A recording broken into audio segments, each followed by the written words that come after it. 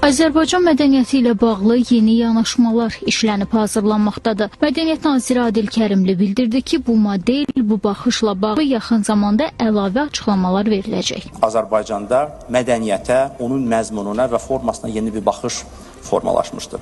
Və bu baxış ondan ibarətdir ki, bugün mədəniyyət Azərbaycan milli kimliyini, insanların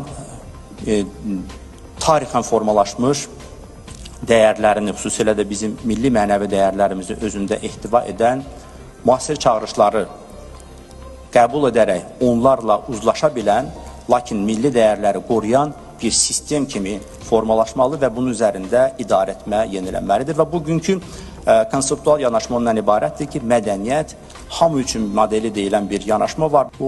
Onu nəzərdə tutur ki, mədəniyyət hər kəsin həyat tərzinə çevrilən bir məfhum olmalıdır. Vəkillər Kollegiyasının sədri Anar Bağırov mədəniyyət hüququnun mühitdən kənarda mövcud ola bilmədiyini vurğuladı. Onun sözlərinə görə Azərbaycan Konstitusiyası ilə bağlı bu qədər tədbirin keçirilməsi hüquq mədəniyyətinə olan hörmətin əlamətidir. Konstitusiyaya olan hörmət mədəniyyətə, hüquq mədəniyyətinə olan böyük bir hörmətdir və nəzərə almaq lazımdır ki, əslində bugün eyni zamanda 10 dekabr 1948-ci ildə Ümumdünya İnsan hüquqları bəyannaməsinin qəbul olunduğu gündür.